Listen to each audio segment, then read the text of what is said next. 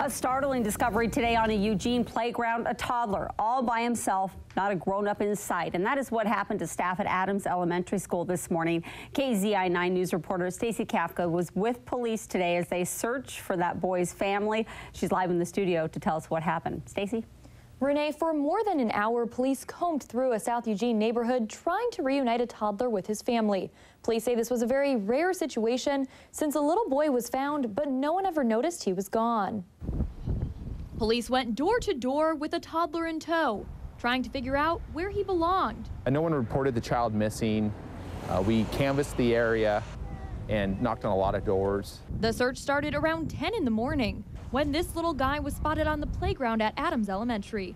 Didn't have any parents or any responsible parties around that belonged to the child. As police knocked on doors and asked passerbys if they knew the little boy, they kept getting the same answer. And no one recognized the child from the neighborhood.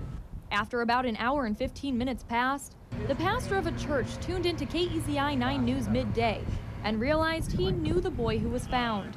And the boy's grandparents were right across the street from the playground. They run a nursery there, and he had escaped from the nursery, and while they were teaching some classes at the church. The boy's grandmother says he and his brother stay in a nursery across the hall from where she and her husband teach classes, and say while they heard a door open and close, they looked outside and didn't see anything unusual.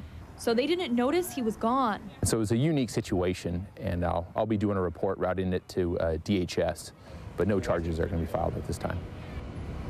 The boy's grandmother says they're working to figure out how he got outside because he's not big enough to open the door, but to be safe, they'll be installing a bell or some sort of security device on the door to prevent this from happening again. Live in the studio, Stacey Kafka, KZI 9 News.